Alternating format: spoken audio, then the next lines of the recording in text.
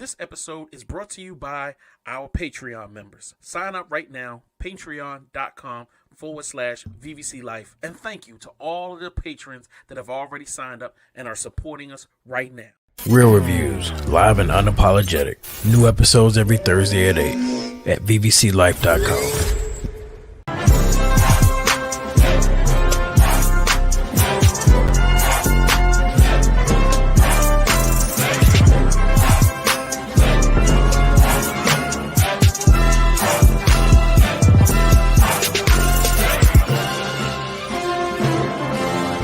No ticket.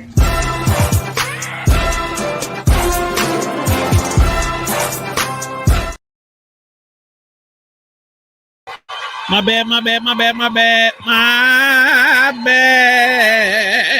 We are back in the building. It is Thursday night, 8 p.m. Eastern Standard Time. The whole team's on deck. I've got the guy, the man, the executive producer, and all around badass. You know what I'm saying? We got movie lingo in the building. You know what I'm saying?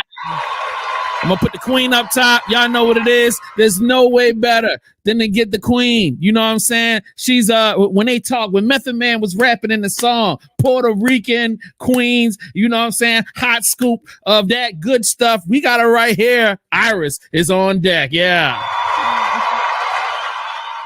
And I am here to sweep the floors and keep the building clean. They call me JS1 the cleaner. Let's go. All right.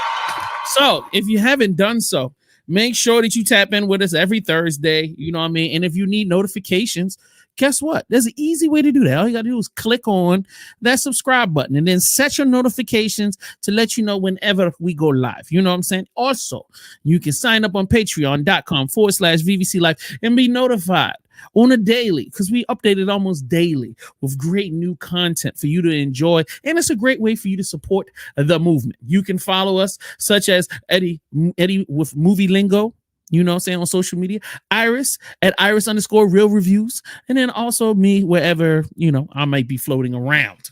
Now, also, don't forget to support our guy, Dad Panther. He's somewhere in the mist in the background, hunting down prey, tearing it apart, and creating lovely summertime meals for us.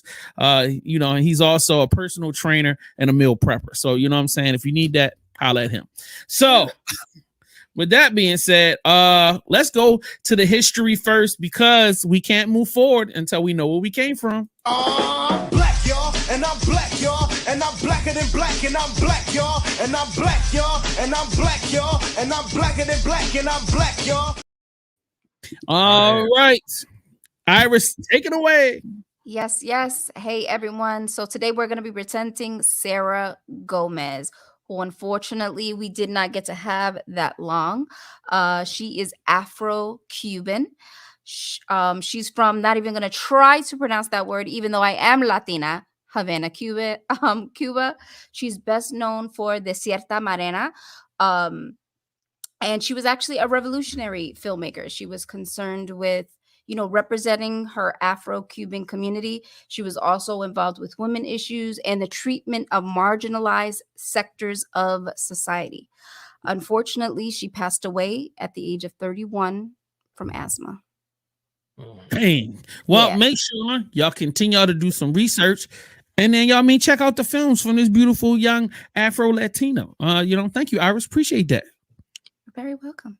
My G's. Now let's move on to, you know what I mean? Once again, gotta go take a clip from the past before we move forward. Previously on. Oh, they're doing the previously thing. Do it again. Previously.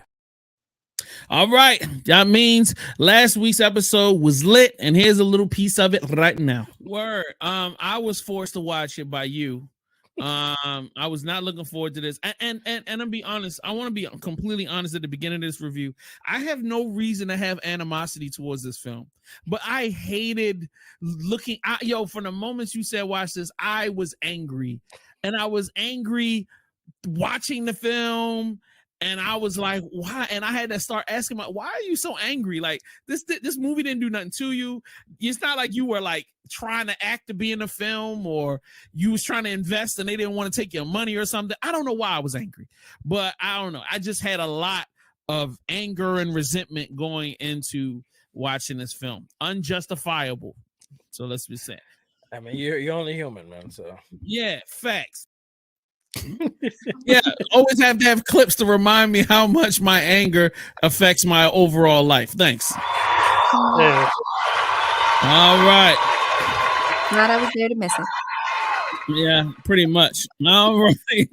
Let's move on to talking about the numbers, which, you know, makes all the ladies happy. Talk about some money. More money, more money, more money. Thank you, sir. I appreciate that. Yes, That's sir. nothing like a good old fashioned. God damn, I wish I could remember the show. God Living damn. color. Yeah, nothing like a good old fashioned and living color reference for the people. So let's look at the numbers for the last seven days or the last weekend. Let's say more. God damn it. The weekend numbers from March the 1st to March the 3rd. So Dune Part 2 comes in at number 1. You know what I'm saying? For 82.5 million in its first weekend. Oops, sorry. Bringing its gross domestic total, obviously, up to $82.5 million. It was his first weekend in the box office. Also, which used to be number 1, but is now number 2, brought in $7.4 million in the last weekend. See how the racism comes? They didn't want to update it like they should have. So to show that it had already generated over $100 million. So They haven't updated it. That's crazy. They haven't updated it yet. So essentially, Bob Marley made more than $82 million within his first. 82.5. It made more than $82.5 million in its first weekend. And however, they're touting Dune to be the highest grossing film of the first weekend in 2024. And I'm like, how? Bob Marley smashed y'all. I don't get it. And the budget was probably a third. So I don't get it, you know, where y'all running your mouths. But anyway, Dune is number 1 with 82 million. Bob Marley is number 2 with 7 million. Ordinary Angels is number 3 with $3.7 million. Number 4 is The Chosen. Season 4, episode 7-8 is 3.2 million. I don't know what that is. It's the life about Jesus. Thank you. Mhm. All right. Thank you. So let's just admit that I don't know nothing about Jesus. Okay. So number 5 at the box office is Madame Web. She's still crawling her way. $3 million this week, 3.1 million. And obviously I feel like if they didn't update Bob Marley, they definitely didn't update Madame Web. And she's got to have more than $40 million after struggling over the last 3 or 4 or 5 weeks. But sorry, I'm so sad. So sad. And the lead actress just said that she will never play in a film of that type ever again, which I was like, yeesh. So Sony runs. Dakota Johnson. Mm-hmm. Yes, ma'am. Oh wow, interesting. Yeah, she's very angry, you know, and you know when the whites are angry, heads will roll. Okay. Heads will roll. Heads will freaking roll. All right, let's get into some fun stuff. There was something that surprised. Okay, wait a minute, what am I doing? I'm bugging. That was the numbers. Now we have to do throwback. I was about to go right into the news segment because I was so excited to talk about some food shit. So let me calm the hell down and let's get into our throwback. Thank you, Iris. Thank you for the little muno poquito. Yeah, I got you. Yeah, there you go. All right.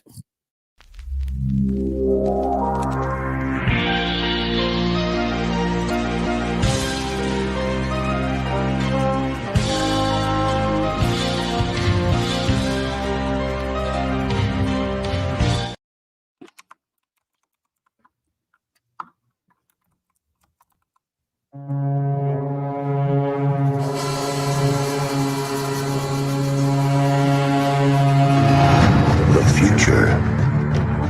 The polar ice caps have melted, and the Earth lies beneath a watery grave. Those who survived have adapted to a new world. did you see out there in your 15 lunars? What's that you ask? An end? An end to all this water? You're asking the wrong person. You weren't there. So what's the word? If we're trading or not? And the human dream is the search for a mystical place called dry land. How can you be sure? Because I still... All right. Yeah, my bad. I forgot about the echo. I'll remember that next time. Sure.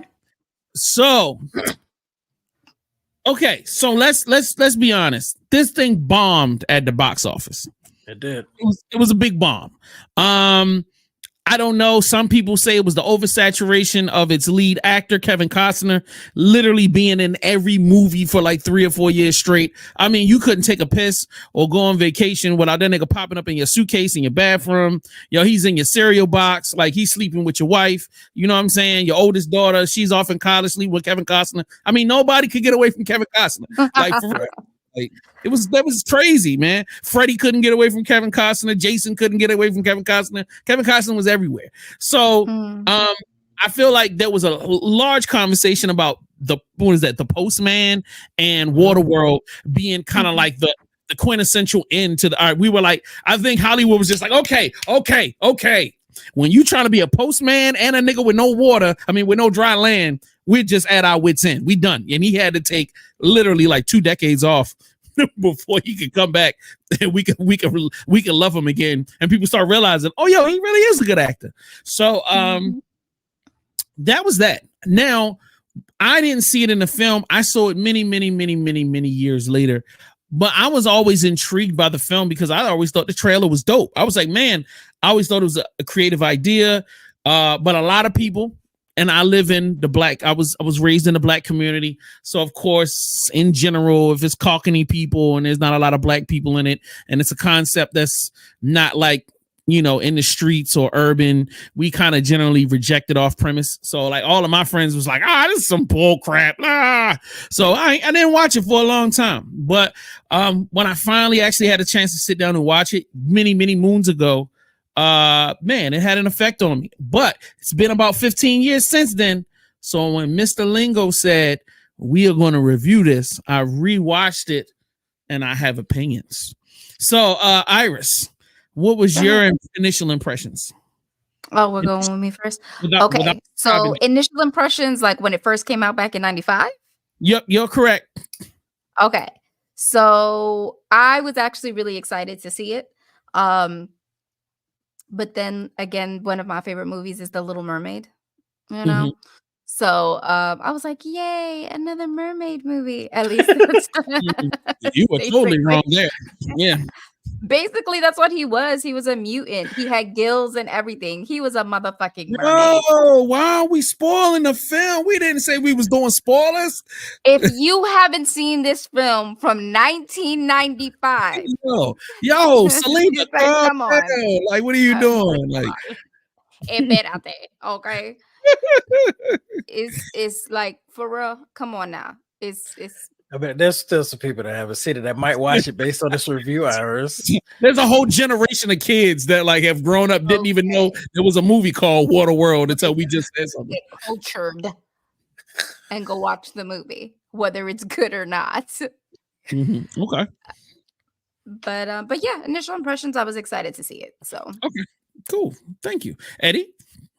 My initial impressions, I was very excited, but I was unable to go see it in theaters as well. So I just couldn't wait to get to it. You know, I thought it was very creative. I wanted to see how they were going to make it believable that it was all WaterWorld. So I was very excited. So why did you pick this film to go along with this show? Well, not to spoil anything, but when I was thinking of how the importance with Dune with the water in the body, how sacred it was, and then how they revolved everything, the catalyst to everything was kind of that one element, spice. I figured WaterWorld was the same thing. Fresh water was so valuable, and it was also, people fighting for territorial existence. So I kind of used those segues to put it all together. Got you. Yeah, I definitely agree with you. Even in Dune, water is super valuable. I mean, to the point where they go into very, very great detail about how every component in your body that exerts water is, they have a mechanism to save all of that stuff. It's crazy.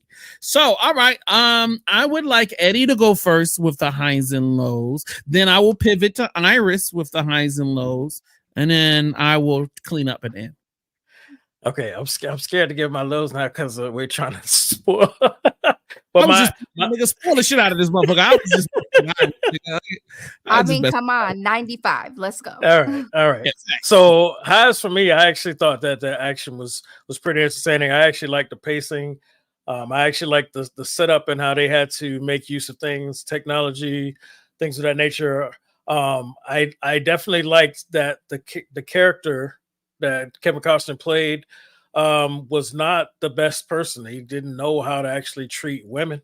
I don't like it that he was bad, but I just liked it that he had flaws and he was still just like, he was immersed in who he needed to be in order to survive. They didn't try and fluff it up. But back then they didn't care. Now, if they remade it, he wouldn't be as aggressive or as hardcore. But I like back then that they weren't scared to just make him be as aggressive as he was for trading or for things that he needed to survive. It made sense in that time because there was nobody out there, him being a mutant. There's nobody out there teaching them how to respect children and women to a certain degree. I mean, he still had some, but he was also a little on the brass side, and I like that. And then I thought he was phenomenal in the ending when he decided he wanted to be a hero to them. He really delivered, and I felt like they built up a situation and they set it up, and then we got the payoff, which is all I ever asked for in these type of films. If you build up a scenario, you build up a situation, and I felt the way it ended, it made sense with who he is. Like I said, it's not like he was in a civilized world and then got immersed in the water world. He grew up in the water world. So the way it ended, I thought was also phenomenal for the character. It made perfect sense. Mm-hmm. I'm going to be super technical for lows. I was uncomfortable with some of the things he was willing to do to trade. But I mean, that was just me today because I've been like, we're all super sensitive now with the way the world is. So watching it made me feel a little weird, but I respected, like I said, the character. It made sense where he came from. But it did make me a little uneasy. And if y'all don't mind me being a little super sensitive, at the very beginning, when he shows you his filtration system to purify his urine so he could drink it, is like, then why can't we do it with the salt water? I'm just saying that really. Go ahead. Your urine, technically nowadays, your urine is still consumable in its raw form. It doesn't have salt in it. So like when you start talking about that, it's different. You know what I mean? I'm sorry. Okay. Well, I appreciate you educating me because that really bothered me. I was like, man, if he can purify that just by spinning a little thing to get some of that salt water in there, purify it, you know what I'm saying? Making some money. But anyway, but other than that, I really didn't have no lows. There is actually a non-complicated desalination process, but it was the 90s, and YouTube videos weren't available to teach niggas how to do stupid shit like that. So word. There had to be something complicated about the film. Other than that, it'd have been a boring ass movie. You know what I'm saying? You're right. All right. You're right. Okay, my turn. Yay. Okay, so I want to say lows for me is, I don't know if anybody else noticed this, but the fact of Enola, the little girl, right? Mm-hmm. She has a tattoo on her back that is in Chinese. Mm-hmm. But she clearly is not Chinese. Mm-hmm. So why the fuck would her parents tattoo Chinese on her back to help guide other people to where they live? But the child is not Chinese or of any Chinese descent. Like, why couldn't they have, even if she would have been like half white, half Asian, like, oh, okay, you have, a half white, half Chinese child, that's cool. But you picked a purely Caucasian child to play this character running around with Chinese tattooed on her back. I was wondering if Like, somebody was going to care that's about like that. the stereotypical, like, oh my God, see, look at my tattoo. And they have like, look at my Asian, Chinese, whatever. And it probably says like asshole, but the person who put it there is like, it means beautiful. And it doesn't. Like, it's just no. I Man, really was not okay with that. it's crazy. I know a lot of hood chicks that have Chinese lettering on them. I have And Chinese lettering. you never know. I didn't know. I still don't know. It could say Mr. Poopy on my arm. I don't know. Who knows? Exactly. So shit like that I don't trust. like I would never do that. But in regards to the movie, I just didn't like the fact that character was it. They kind of whitewashed the character. Now, for highs, She's struggling. She's really trying to lift for some highs on this. I really It's okay if you don't have it. It's okay if you don't have it. Oh, that's what I'm saying. You ain't got to make up nothing if it ain't there. It's not there. I would have to say, like,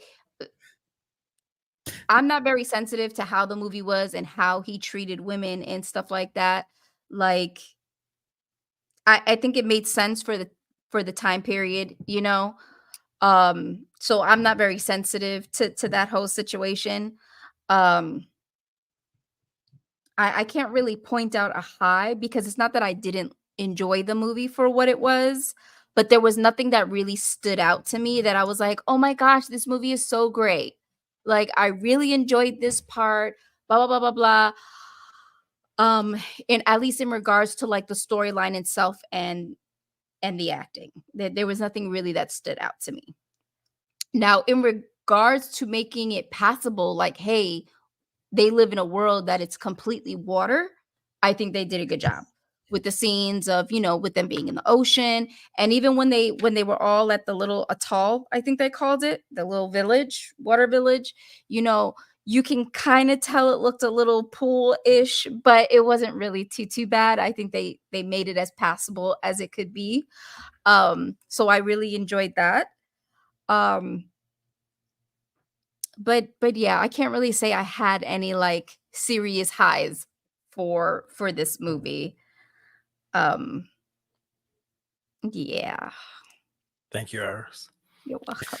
Man, that was painful. Me watching you go through this whole thing. It's like you're trying to struggle to make something happen, and I'm like, yeah, it's just like you don't have to do this. Like we not. Trying.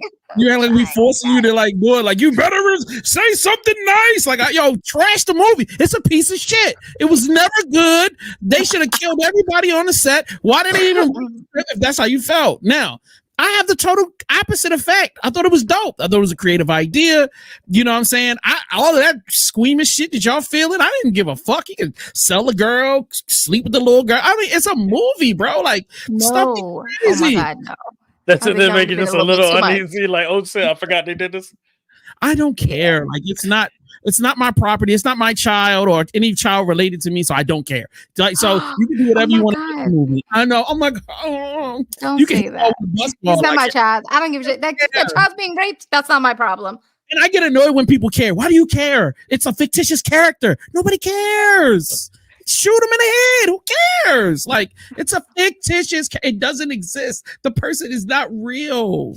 And even if they were real, it's not my person. I don't care. It doesn't matter. So anyway, let's get back to the film. So I thought it was creative. I thought it was dope. I thought it had great pacing. It did seem cheap. It didn't have that. I feel like I can understand why people were mad, because when you see how Kevin Costner was given the ability to create scale, like huge scale, with these different films where they have these shots where you can see thousands of miles away and it's these beautiful landscapes. And then we get into WaterWorld and it's not even sexy looking water. Like, it's just dirty water. That's it. It's just water. And these messed up looking boats, these hodgepodge together pods and these little things, even that big gigantic whatever that ship was. I think, was it like a old submarine or something like that? That was like the big bad guy's boat. Yeah, it was like a crazy oil tanker. So that didn't look sexy at all. So of course nobody's going to come out of their theater. I mean, after the huge success of Dances with Wolves, to come into some post-apocalyptic weirdo session, like, you know what I'm saying? And It's not sexy. He didn't come out with a like six an indie pack. film when you compare him like that. Right. That's what I'm saying. Like he's not coming out with the ripped six pack, and I mean it wasn't heroic. Like look, she's dying over the little kid that didn't even get touched because it was some weird situation. So like just imagine how everybody's feeling coming out of the theater. Like there's nothing to really latch on to sexy wise. The action wasn't like over the top. It's kind of a whole weird situation, and there's a lot of unanswered questions. And even when the ending comes down, normally in blockbuster films, there's the, oh, we're going to be together forever. I love you. Oh, and it doesn't, it doesn't go that way at all. Like, he really does his stoic, nigga, my life is the sea. And she's like, my life is finally here. And all right, my nigga, peace. Like, you know what I'm saying? It's just, that shit happened like that. In a scenario where she's cool with that, but the moment he leaves, Shorty not protected no more. She ain't no gangster. She can't really fight for real. All it's gonna take is some dick to come walking up on that beach, and she is fish fry, nigga. Like literally and figuratively, fuck her and then eat her. Like literally, wow. Chop her up. You got some female ribs and some female leg, and you know what I mean. Whatever. So anyway, fucked up this movie for me. Made it even worse. Yeah, I was gonna say you weren't feeling it anyway. Right. Had no redemption for you. The thing is, I was just neutral. I didn't say I had no I didn't have no highs because there was nothing that was like, oh my God, amazing. But I don't think it was a bad movie. Okay. It was just, yes. It was mediocre. It was regular, The concept was cute. It was. I could pick this thing apart 20 ways from Sunday if you want me to. Right. I could really pick this movie apart. I mean, but do we really go hard on the older movies because we know they're riddled with like holes, Yeah. Really? I mean, yeah, I guess I could. But I just don't normally judge the older ones as harsh as I do the newer ones. You know what I mean? Yeah, I don't even feel like now we should know better. Well, no, all right. So here's my position. I don't overjudge any film as long as the detail doesn't take me completely out of the film. Like there are things that I can just ignore because it's like, all right, whatever, but if it's such a glaring kind of like, oh my God, what the fuck? Okay. So in Dune 2, which we'll get to, there's a moment where some shit happens and you're like, wait a minute, what the fuck? Like, and I'll talk about that then. Like there's a fight scene where they spend this whole time like ducking some shit. And then 2 seconds later, a big gigantic gun comes out and boom. And then it's just like, what the like me and my homeboy both sat up at the same time. Me and Fame was like, well, what the fuck did we just go through 5 minutes for? Like, anyway, so like only times like that, like that'll take me out the film, do I really judge harshly. But if it's some small little dumb shit, Chinese lettering, or oh, he's not nice to the girls, or like, the boats look cheap as fuck and little shit like that, like I wouldn't even a trip. Even the Gills thing, like there's 1,000 ways I could pick that apart. But you know what? Yeah, whatever. Cool movie. Once again, I was a kid. And no, I was an adult when I saw that. So even I was a young adult, I think I was more like, wow, this is different. I think that's the only thing I was like watching this for. I'm like, yo, I'm not used to seeing nothing like this. And the pacing lends to the stress level, because as you see them going through what they're going through and then not having solutions, the more my anxiety raises in the film. So like them having to deal with one problem and then things progressively getting worse and worse. And then the big bad comes in and then it's like, damn, this shit ain't never going to come right. So I'm actually enjoying it because it is taking me through some emotional roller coasters, and all of the things that could annoy me. I just kind of like, whatever. So, but that brings me up to the most important question, Iris. And I know you've been waiting for this one. Mm-hmm. How are we rating this? Classic, good watch, catch on streaming, not doing it for me. And hold on. Oh, hell no. Or if you ever show me this again, I will. You. All right. Too excited to rub that out. So, Iris, what do you think, my dear? What do you think? I would put it as a catch it on streaming. I'm right there with you. All right. Eddie, would you like to put a different rating on it, or will you co-sign? Actually, I'm still going to give it a classic.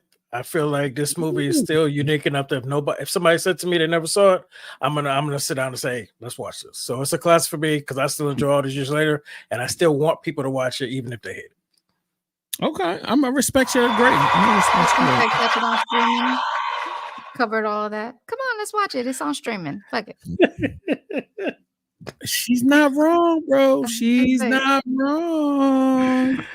But I don't want to agree with Iris because then they're gonna be saying I'm kissing ass. So I'm gonna go right between. I'm gonna say I'm gonna go right between y'all. I'm gonna say good watch. You know what I mean? He's a classic. I'm a good watch, and she's catching on streaming. You know what I mean? Respect. I'm my own man, Iris. I follow the beat of my own drum. Sure, she's in public. Yes.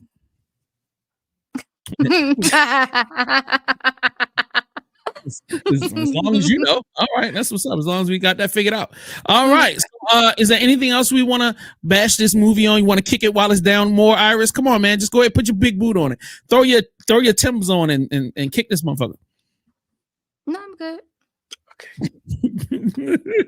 Oh, God bless you. Look at you being so nice. All right, let's get into breaking news.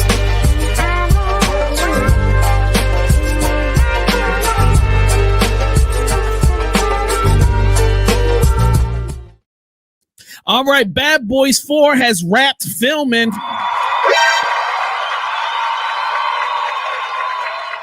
Who gave these old niggas money? Who the fuck gave these old niggas money? When did this fucking shit happen? Like, they gave these old niggas money? God damn. So not only have they wrapped filming, but there is a kind of like group of people that are confirmed to be in the film. Bianca Bethune and Dennis McDonald's to reprise their roles in Bad Boys 4. In addition to, I got another slide somewhere around here where it says that I think it says that Will Smith gets married in Bad Boys 4. I don't know if I said something about that last week or whatever. So, you know, so there's going to be Martin Lawrence's kid in the film. They're going to be playing an active role. What you call is getting married. Hopefully they've gotten a speech therapist for Martin Lawrence, and hopefully I got him in the gym to loosen him up because he was stiff as a board in Bad Boys 3. I don't know how they allowed that to play out the way they played out, and I'm so concerned that he's going to be worse in Bad Boys 4. Like I said, I really pray that they take some time to work him with a speech therapist so he can get more fluidity in his conversation patterns. Also, he can sound and operate more normally, and then also him being a little bit more physical. He really just seemed like an old dude in the last one. It was like, wow, I mean, and if they was going to do that, they should have had him working a desk and should have gave Will Smith, the younger dude, to run around in the streets with. He should have been like the sergeant in the building and being like, man, I'm too old for this shit, man. You know, Will, don't die. Take the young boy, teach him something. I feel like that would have been, and then, much better. I think that would have worked out. You know what I'm saying? So, Iris, are you actually excited for this, or are you just offended that they're once again utilizing Miami for them to make millions of dollars without giving back to the community? Oh, I didn't even know they were doing that. I'm just playing. I didn't know if set me up to fail because I was like, are you sure? Like, that doesn't sound accurate, but what the fuck? Where did you get that information from? It's not accurate. Okay. I am excited to see where they're gonna leave us at, and if that's it. If it's number 4 wraps it up, like, is it done? Like, we're done with the Bad Boy saga. And I'm curious to know if they're gonna bring Will Smith's like son into this one. No, I pray to God they don't. Please leave that weird ass little nigga out of it. Please let that boy. He got a little white girl. Let him go and do ayahuasca in the mountains somewhere and come out with weird music. Yo, he's a dope musician. Just leave Jaden out of movies. Jaden don't need to be in no goddamn movies. You know, and then you could put his oldest son in there, or like maybe Willow or something. If she can get her hair straight like a normal person, then I'm cool with that. But like, leave Jaden the fuck out of this. Wait, no. You're getting shit completely twisted on what I'm saying. Oh, I'm saying, remember in the last one, he finds out that crazy bitch had a baby with him. Oh yeah, Remember? yeah, And yeah, the very end, like what is it? The end credit scene. They show you yeah. him go visit him in prison, and that they need his help for some Mhm. shit. So that's Man, why I'm curious to see if they're gonna incorporate that into this. Give us a little something, something, and that's why Martin Lawrence, his daughter and her baby daddy are significant to this new right. movie. That they're just bringing the kids, and something's gonna happen. What the hell? Okay. Um, Nothing. I'm looking for something. I'm sorry. I'm throwing shit up in the sea. I'm trying to find something. Go ahead. So that's what I'm curious to see where they're gonna take us with that, because they kind of just left us there with that cutscene. So I want to see more to that. Word. Well, I had a slide card that had him and a few other people that were casted to be in the film. So they are bringing back the son. So they are continuing the storyline. They're saying that if I remember correctly, I think 4 is supposed to be the finale. But this is how I feel about it. If old Vin Diesel can do 10 of those motherfucking Fast and Furious films, we can build up the Bad Boy universe and take this to 10. You know what I'm saying? Like, yo, why can't Will Smith and Martin Lawrence build up the Bad Boy squad, the Bad Boy Invincible squad, and then like let's take this shit to space, nigga. Like I mean, hey, I mean, like, why not? You know what I'm saying? Some Hispanics, and we just get together and like we could be like the new black GI Joes out this motherfucker. You know what I mean? Like, a whole they could be a whole black ops unit. You know what I mean? That's Martin's retirement fund. Like the only way you could retire, man, we got to start a business together. Like, what we gonna do? Black ops. You know what I'm saying? And what we gonna call it? Bad Boy Corp. Like, you know what I'm saying? Like BBP. No, the BBC. Oh, the Bad Boy Corp. Oh my God. Now we cooking with grease, baby. Yeah. So let's do it. Let's do it. You know what I mean? Like, so, you know what I mean? All right. So we're creating like Power Rangers in space. I got you. If Vin Diesel can do it, like cast. so can we. Idris Elba, what are all our black greats? Let's get the karate dude that said he could whoop up on Bruce Lee. Let's get him. Let's get Michael Jai White. Michael Jai White, Idris Elba. You know what I'm saying? Look, let's put Wesley Snipes back in the gym. Get him cranked up. You know what I mean? We need a wise black man, so let's bring Denzel. Let's bring Denzel in. We got to get some fighting chicks. We got to get some fighting black chicks. Who could be what's that? In something in Yago. Even though she dating a white dude, but we can bring her in. We'll get everybody from Wakanda Forever. Get all of them in there with their bald heads. Get them dressed up sexy. Put them on the team. I'm telling you, baby. John Boyega. Hell Sounds yeah. like a job for you guys. Yeah, and then bring Eddie Murphy in as a villain. Nigga, like this will be lit. Eddie Murphy will be a lit villain. Yeah, if they write it right. Eddie Murphy will be lit as a villain. That would be no lie. That'd be interesting to see. I ain't gonna lie. I'd like to see you. Lord Jesus. Niggas would pay any amount of money for that crazy film right there. Like, you gonna get all these black celebrities in one film. It should be Eddie Murphy is the villain for the first one. Tyler Perry's the villain for the second one. I mean, like, this would be But Tyler Perry had no dialogue though. yeah. That's what make it ill. And then like you bring in all of his little minions. So like it would be like Tyler Perry would be the big bad, and then you would bring in what's her name? That was in Acrimony. Come on, you know who I'm talking about. The one that was crying about. The one that was crying about, her. You get her to be a part of it. Jill Scott would be like one of the underling bads. You know, all the Tyler Perry's little minions that be in all of his movies. They'll just be his little henchmen. And that'll be hard. Anyway, I was trying to find. Are you talking about Taraji? Yeah, Taraji. Because I was like, wait. Yeah, that would be his that would be his number 2. You know what I mean? We would kill her off in the first 30 minutes. That would be lit. I like Taraji. No, I'm saying I like her too. And then we'll bring her back her twin sister. She could play her twin sister. Bring her back. This came from space, yeah. Space. Exactly. You know what I'm saying? All right. All right, first look at Bill Skarsgård and The Crow. We talked about this on Black Nerd Podcast. This man has a face on his nipple. So that's crazy to make his nipple an eyeball. That's pretty insane. Yeah. All right. So I don't like any of this. The Crow, this is weird. And he's drinking a Samuel Adams. That's super weird. Damn. What do y'all think? Are you excited for this? Well, I mean, I No. thought the original was garbage, so This one's gonna be way better, right?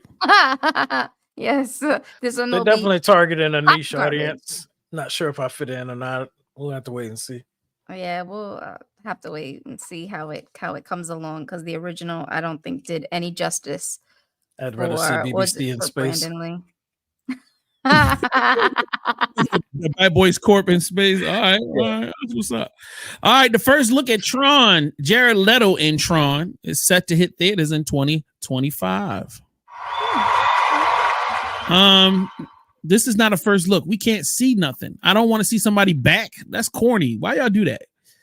Y'all need to get y'all stuff together. I'm sick and tired of y'all crap. All right.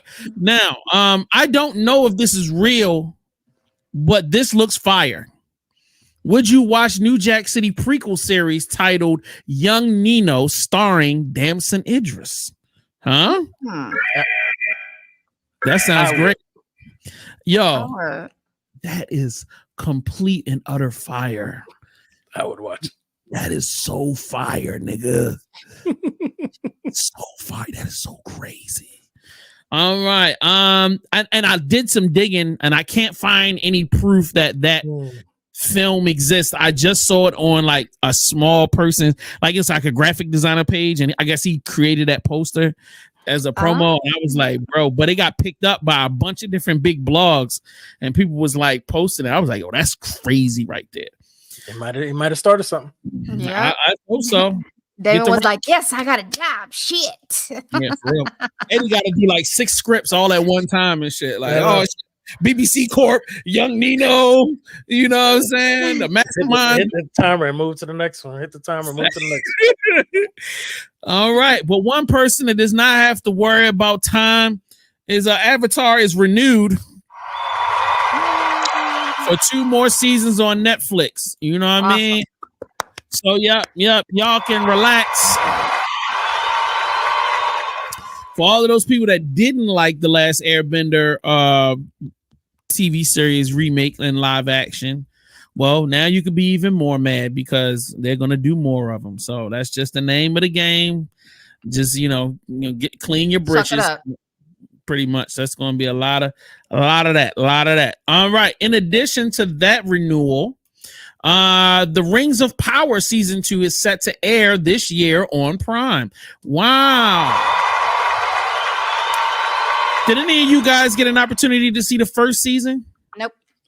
I stumbled through it. I still haven't finished it. They have some pacing issues, but I do plan to finish it. There's a lot of storytelling going on, and that really interrupted the pacing. But if you were to power through, the payoff at the end is quite epic. They spared no expense. Like, they really gave them all the money. You know what I'm saying? So, nice. Hey, man, if you don't want to try, you don't have to, Iris. I want you to relax, yo. Have a good life. It's good. It's all good. This is all for enjoyment. If you don't enjoy it, just let it go. All right. Facts. The Community movie will shoot this year and work around Donald Glover's schedule. The hell yeah. Special announcement, losers. Donald Glover is busy, okay? This nigga's a fucking mogul, all right? He's shooting all types of shit. He's getting sexier as he gets older. Pause. No homo. You know what I mean? And this guy is a megastar. You know what I mean? Yeah, Eddie. Plus, they actually need him to write it because he was actually one of the prominent lead writers on that series. A lot of people didn't know that when he was on it. There we go. He'll probably get some secondary guys to come and write the framework, and he'll punch it up. You know what I'm saying? To make sure it's good. You know what I mean? Iris, was Community something that you were interested in, or did it not cross your desk? It did not cross my desk. Yeah, neither mind. Don't feel bad. All right. And House of Dragon season 2 release date is confirmed for June. I've waited long enough. You assholes fumbled through the first season and got on my goddamn nerves and then end me off on the dopest cliffhanger ever. You better not fuck up season 2 or I'm gonna find one of you goddamn cockney motherfuckers and shove my foot up your ass. Y'all better get this shit fucking right, all right? Because the Game of Thrones was the shit. And then House of Dragons is shit, all right? Like... it's so perplexing because they'll have so many great moments and then so many ball dropping, ball busting, bull crap moments. I don't understand. Like, it's like, what the hell? Even the showrunner, he felt the same way. He was before the first season dropped. He was saying like it's a pile of horse shit, but he hopes that it's going to do well enough where they can do it, get it right. He's a showrunner. That's funny as fuck. Like it's garbage. But I'm hoping it's not hot garbage. Right. You know? Hopefully y'all will let us get another season so we can redeem ourselves. I'm surprised that HBO let him talk like that. No, that's a fact. But you know what? That's a sign to me that there's too much HBO intervention. They won't let the creators create. HBO was like, yo, we got to make sure this is perfect. It's got to be big. And I kind of understood that when I started seeing dragons everywhere. And I'm like, all right, I know it's called House of Dragons. But because it's like, yo, the fans want dragons. The fans want this. We got to give them this. And I give them. So all the jumping back and forth. And it's like they were stuck between trying to make fans happy, tell a whole bunch of story, and then establish backstory, and they're trying to do it all at once, and things are just falling over top of each other. Even I spent most of my time confused on what time period we were in and what character was what. Like, who? All right, well, who the fuck is this little girl? Well, who the fuck is this little boy? Well, who this old nigga? I don't. And then they'll flip to another time period. And you're like, all right, well, who the fuck are these niggas? Like, it was just annoying, man. Like, but I made it through, and it kind of tied up in a cool way. I mean, y'all ain't mad all of the incest and the old people fucking the young people, so y'all ain't mad at it. So but y'all mad. I actually didn't make it through it yet. So, but when I see it, I'll text you and be like, "This is making me uncomfortable." I'll be sure to ping you as well. Nigga, they had that shit in episode 1. What are you talking about? See, when they paid attention. Wow, I let 3 episodes play, but it was playing in the background. I'm not going to lie to you. I was just I'm about to say and the incest kind of came mad early for real. Like it was crazy. So anyway, let's move on. I mean, but once again, bro, I grew up in a world where I'll be working on job sites where old niggas be talking about if it's grass on the infield, play ball. I was like, I don't understand this super hyper sensitive shit. It's just like, bro, I grew up in a world where real niggas is really out here. And it's not even like they trying to be nasty. They're just how they old asses is. It's just like, and I had to be trying to tell y'all, niggas need to chill with that shit. Go ahead. For you're used to hearing it, so it's not. But that doesn't make us hypersensitive. I'm actually disgusted at the thought of it, and I'll stand by that. It's nasty. I don't care if it's happening every day and niggas do that shit. It's fucking disgusting. It's not an okay situation. It's not like it's disgusting, but hey, whatever, it happens. No, stop. It's gross. I mean, I'm gonna give you their phone numbers. You can go and call them and try to get them to stop, and see if they don't just curse you out and hang the phone up and shit. Like, you know what I mean? So it is what it is. So moving right along, and I'm not promoting underage inappropriateness. So let's not do that. Clean it up, because you make it seem like we're you called us hypersensitive, like it's normal and it's okay. I'm not saying clean it up. Hold up, I said it was normal. I didn't say it was okay. I said you call us hypersensitive, like you're knocking us for feeling that way. You're like talking about a movie from like 1990 something, and I was like, "Oh, these niggas is trash anyway, bro." Anyway, I'm telling you, all the old niggas is trash. I mean, that's it, bro. Old niggas is trash. All right, Iris, say it. Come on, man, get it out. Go ahead. Come on. I was gonna say, aren't you part of the old nigga crew though? Like, Iris, I'm only a year younger than you. What you doing? Where my guns?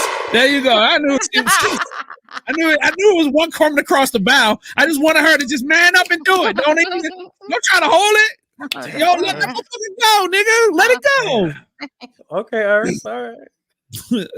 She said, "Hey, she says she a real one." So you know what I mean? You're 1 year younger, so you're not there yet. Okay. My birthday's in like 3 weeks. I'm gonna be an old nasty nigga in 3 weeks. Homelander, June 13th. The Boys is back on Amazon Prime. I know for a fact Eddie's not watching that show at all. I know It's that's too disgusting. I can't do it. That It's too shit- I like disgusting. it. I like the boys. I like all their spin-offs. I enjoy it. I love all the gore and the murder. I know. I've always known that you like boys. So we'll move right along. So anyway, that show, let me tell you something, Eddie. It's gory for me. Okay. There have been times when I'm like, I want to turn this the fuck off. Like the You one with, you can stick through it. yo, it's just, and it's not the gore, it's the gayness, yo. When the nigga got small and walked into the nigga dick, I'm like, I don't want to see all of this. I don't want to see all of it. And then jump into a nigga butthole, or like it'd be like, yeah.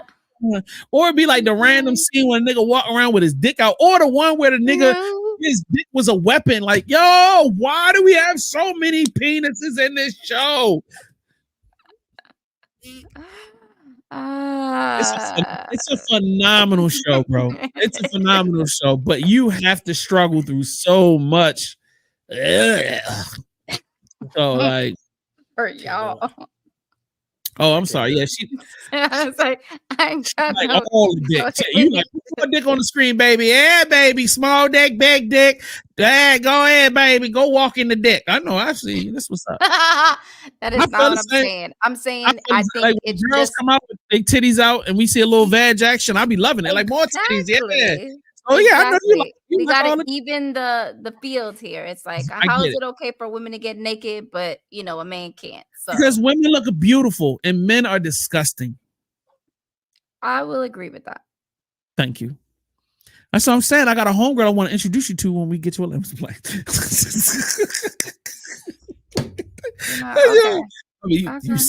You just open the door and I just, whatever. All right. I want to show Tasha, love Tasha Smith some love. I did not know she was a part of so many epic moments. And I think she directed.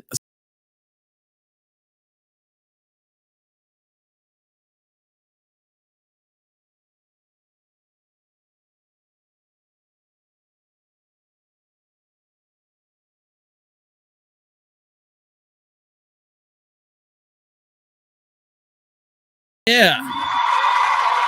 Couple of good ones up there I saw. That's what's up. Big facts. All right, let's get into some. This is something I've been waiting for hours. This is a way where we can save money. Okay, I'm trying to show you. Let's save on some cash. Hello, I'd like to get one movie ticket, please. Sure, it's gonna be $15. Okay, watch me get this ticket for free. Here we go. What's this? It's my Amazon Prime account. Okay. And, well, I don't know if you know, but Amazon has a special partnership with movie theaters that allow Prime members to watch early screenings of Amazon original films at the theaters for free. Oh, yeah, you're right. It also says you can bring a guest for free too. I know. Oh, and don't forget the free popcorn and drink that comes with it as well. Sheesh, I also have Prime. Do you know how I could get this? All you have to do is go to primepremiere.amazon to see what's available and book your tickets. Wow, how'd you even know this was a thing? I just follow Forrest for all the money secrets. I'm not following you, but thanks for the information. And it's very rare because I already looked through that. You said what? I said I've already looked through that. It's very limited. Oh, under premieres? Mm-hmm. The options limited? Okay. Yeah. All right. Well, if that doesn't make you smile, let's look at this ridiculousness.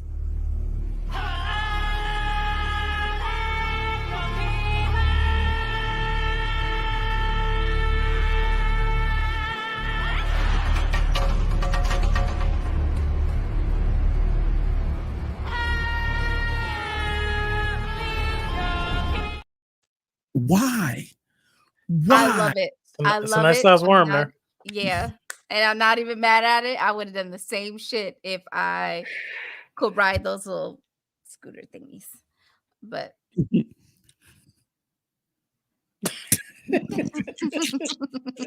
shut the fuck up. Like I said, I'm not even mad at the cosplay. I think it's cool. I'm just gonna play this. We're gonna go to the next one. What's up, little bro? What the fuck you doing here? Shit, man, I'm just trying to get this loan for this little business I'm trying to start up. Shit, how much you trying to get? Couple M's. Shit, that's it? Nah, man, you ain't gotta do all that. You sure? Yeah, it's cool. I respect it. But look, here, man. Want a glass of this Luke Belair? No, I'm sober, but crazy seeing you here, though. They just told me entertainers don't make enough money to even bank here. Shit, they might be right, but that's why the fuck you gotta diversify. You gotta come down to the promised land, man.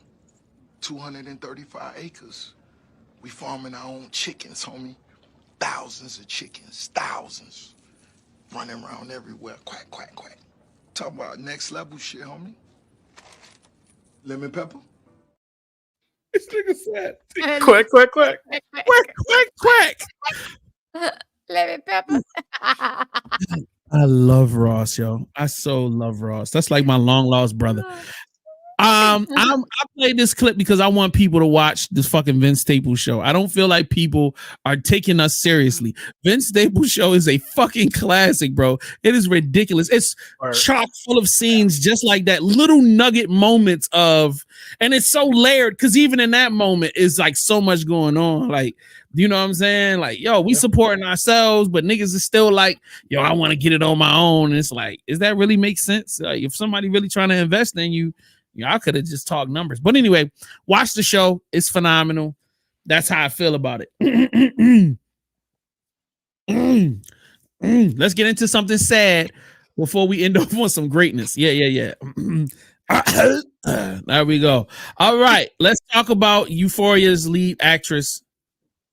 I forgot her name, but let's run. Season 3. I'm sorry. You were saying? Zendaya. No, not her. The other one. Season 3 is coming out. I don't know. Don't ask me. I don't know. I know. It's one of those things. People are like, we need season 3. I'm like, I need season 3. I haven't paid my rent in 6 months. And Zendaya's over in Paris at Fashion Week. I'm like, come home. I need you. Mama needs you. Y'all laughing and I'm serious. I haven't booked nothing since Euphoria. This is some bullshit. I thought my career was on the rise after Euphoria. I thought I was good. It don't work that way. I called Taraji. She was like, get used to it. Damn.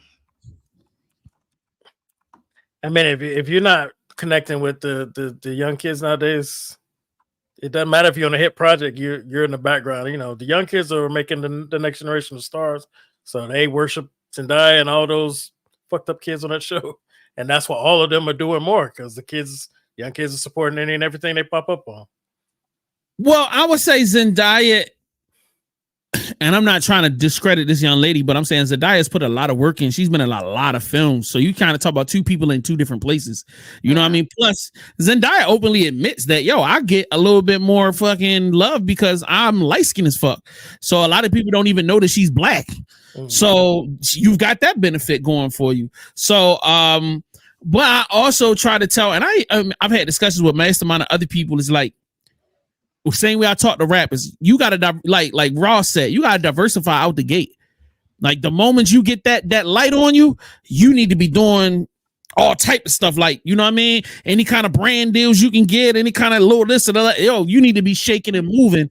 You can't just be like, oh, I'm an actress and I'm gonna sit back in the cut and you know what I'm saying, I'm gonna be famous and everything's gonna be cool. Like she said, oh, I thought everything was cool. No, the moment that light hits you, you need to be motherfucking trying to find 18,000 ways to make money so you can be cool.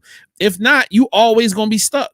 You always gonna be you're at the whim of the studio. So like if they rock with you or don't rock with you, you know what I'm saying? Like if they don't want to rock with you, guess what? You fuck. But if they rock with you, cool, you cool. So that's why I say you gotta always be on. And then she doing stand-up. I feel like I should have been known she was doing stand-up. I think that's kind of crazy that I had to find out through her talking about she damn near homeless.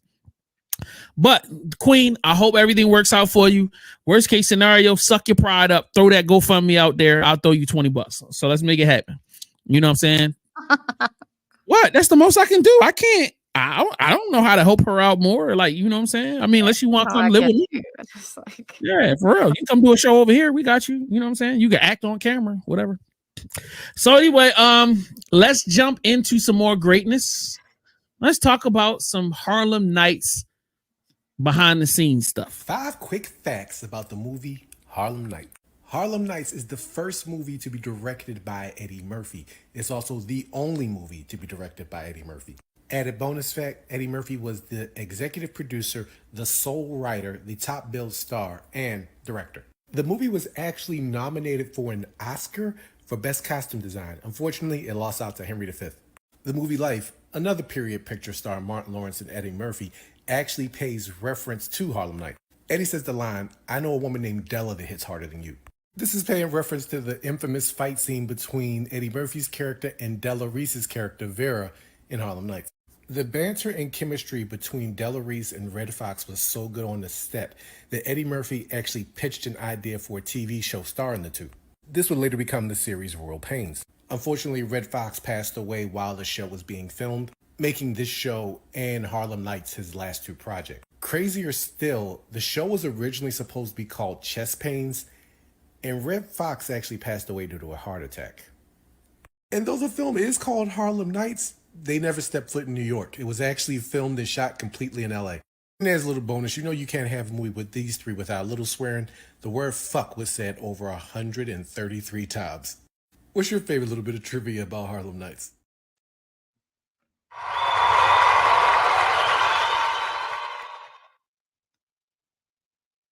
I feel like some of the stuff he was amazed by just means that he's not cultured. I mean, Red Fox has been grabbing his chest literally the whole time of the sitcom that made him popular, so it makes sense that they would call it chest pain. So I'm just saying. And the fact that they filmed in LA and said they were in New York, I mean, there's hundreds, thousands of films. I mean, we even just talked about Bad Boys 3. 90% of it was filmed in Atlanta. They say it's in Miami. Like, okay, just give me some real good trivia, not the typical stuff. I mean, the fact that he's taking the time, but you know, is whatever. Go ahead. He did his best. Yeah, I mean, that guy cranks out 3-4 videos a day for real. Like, so I don't say trip on him. I thought that was some cute little stuff. I'm sorry it didn't impress you, but I'll try harder to find some more people to find some trivia. I mean, you were talking some movie lingo, and most of that stuff I'm sitting there shaking my head like, yeah, okay, and yeah, we know. Yeah, you know. It's time for you to make some fucking TikToks, motherfucker. Get your ass in the TikTok game. Get out there and compete with them. All right, I got you. That's a fact. All right, ladies and gentlemen, it's time for us to move on to our feature film. But before though, commercials. It's your boy. It's your boy. All right, fuck. Everybody stop. Totally wrong commercials. All right, let's go to the right commercial. Sorry. Hey babes, if you're liking what you see and you want to take me home to see more, then you've got to check out Gamer Girl the magazine. Get up close and personal with me and some of the hottest ladies in the gaming community while we talk about our favorite games, anime, and more. Now available for purchase on GamerGirlTheMag.com. Get your digital or physical copy today and tell them Remy sent you. I'll see you soon.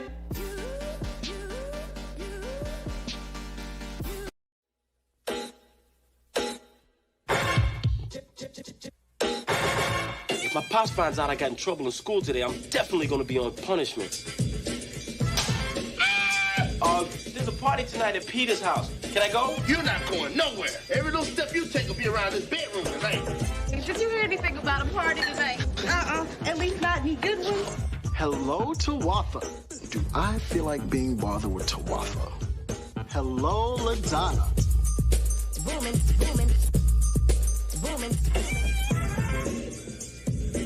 Yo, baby, you looking real good. Step off. Scandalous. Kick it, Pop.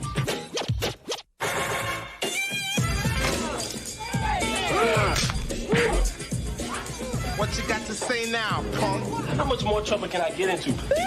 Hey, Eraserhead. Look, I'm in prison. Just do me a favor. Don't. It's okay. I'm here. It's been a while since you've had one of those nightmares. Tell me, what was it about? It's only fragments. Nothing's clear. We've been fighting the Harkonnens for decades. Oh! family's been fighting them for centuries. All right. I've been excited about talking about this film since I watched the film. Yeah, you're gonna have to say it. I keep telling you, you might have to say it out loud. I'm not. I know I'm gonna have to. I'm gonna be like, hey, Echo. I'll be pushing buttons, nigga. I don't be remembering. I'll be forgetting all the time. So anyway, and I'm sorry about the echo, y'all. I was not the biggest fan of the first one. I'm a fan of Dune. I love the story. I've watched everything that they've released based upon like the miniseries. I own the miniseries. I own the original DVD with the metal case, and they had a documentary about Dune. I own the books. Like, I'm a Dune fan. So, like, thank you. I don't know why you're clapping, but that's what's up. So, I have a book behind me. Does that help you at all? That could just be for, just to be pretty back there. Fuck if I mean, know. I do have plenty of pretty things. There's a original Nipsey Hussle drawing. And, I've got graphic stuff from off the internet. I've got the Millennium Falcon here. That's all entertainment. So anyway, let's get back to business. The reason why I didn't like the first one as much is because I felt like they fumbled the storytelling. In general, first of all, there's so much to talk about when it's Dune, and the main storyline has a lot of components. There are a lot of characters. There are a lot of moving parts. So the first film kind of flubbed some of the storytelling, but they also flubbed character development. They also flubbed even just some of the nuance. I felt like they were trying to do too much at one time. And I felt like, man, maybe they just don't give a fuck. Maybe they were just so focused on making it look beautiful that maybe they just didn't have time. Maybe it was like, we shooting these dunes for 20 hours a day, so maybe we don't have time to shoot as much dialogues. But I didn't know.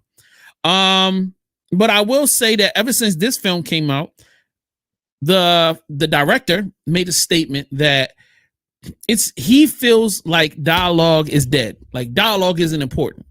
He said, it's all about movement. It's all about visual beauty. It's all about the art. And I was confused because I'm like, writing is an art. Like, conversation is an art. So I don't understand that. But I not necessarily respect it because I think that shit is stupid. But like, after seeing the first one and then the second one, I was like, oh, I get it now. Like, you see what he loves because he puts that shit on the screen, and you can see what he don't give a fuck about because he don't put that shit on the screen. So let's get into it. Like, I was excited kind of about seeing this film. I felt like this was one of the first supposed to be blockbusters of 2024.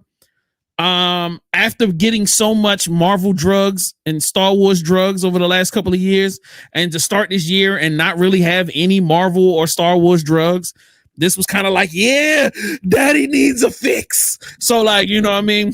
No, dead ass serious. I need my fantasy fix. So I was like, all right, this was going to be it. But even though I'm still, I like, we were both going into the theater like, man, this is probably going to suck bad. Let's just hope it doesn't suck so bad that I'm angry. And I'm surrounded by white people. So the last thing you want to be is 300 pounds and angry around white people because, it was already like jumping all up and down in the goddamn chairs while the movie was going on.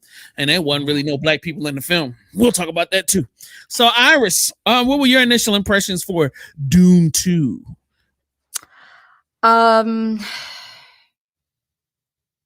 I was just curious to know if they were going to actually like start the story, because I felt like the first one was just build up to give us background of everything, and then the way it ended, it was like, okay, yay. The whole first movie was just like, hey, let's just lay out the background. So I was hoping like by number 2, I'm like, okay, so are we going to really get into the action? Are we really going to get into what Dune is really supposed to be about? Right. So that's mostly like what I was looking for. I don't want to say excitement. I I just want to see, like I started something I need to finish. So I need you guys to finish this story, like what's going on. So that was my like mindset going into number 2. Word. I agreed. Eddie. Basically, I had the same vibe. If we weren't doing real reviews, I didn't have any plans to go to theater and see it because I was so disappointed with the first one, even though it was very beautiful. And even though I know Dune has this great in-depth story, my first initial impression was I'll wait until people talk up the second one before I watch it. But now that we have this commitment, I was like, I'm going to give it a shot, but I was not excited about it.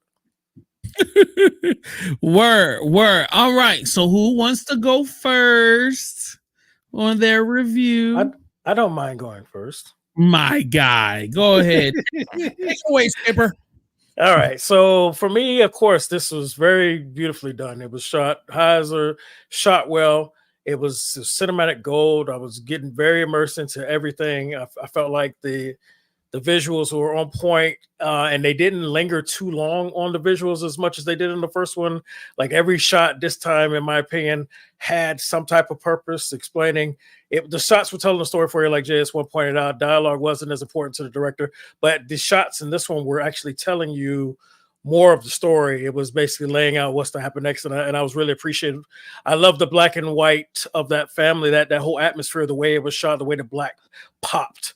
The way the clouds were, everything, because black and white can be very flat, but it pops so well, and I really got it invested in those characters and that whole situation. I actually like the pacing of this one more. I felt like they definitely went ahead and tried to, now let's get into a little bit more of the meat. Let's get into a little bit more of the purpose of the story. Let's get a little bit more into the prophecy, and I'm glad that they didn't let the prophecy linger too long. Like they got to it. That was another high for me. If I have to have any lows, it's really small stuff, because I actually thoroughly enjoyed this more than I did the first one. It actually lows for me is that I felt there was a dramatic shift in the lead characters. He in the end of towards the first one, he used some of that prophecy to kind of help him get the help from the Furman people. And then I felt like he shifted very quickly into being like, this is something we created. It's not real. I'm not that guy.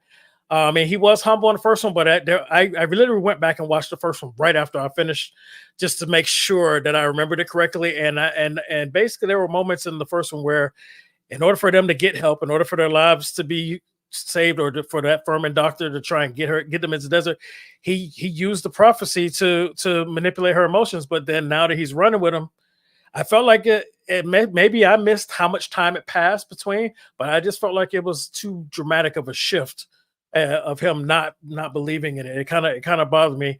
It took me out a little bit, but of course, as the story progressed, we all started to get into it, and I did like that. Another little thing about it, I don't know if it was the theater I was at, because I was at a very old school theater whenever I don't feel like traveling into the city, but their eyes were not as blue as they were in the first one, and I hope that was just the cinema I was at.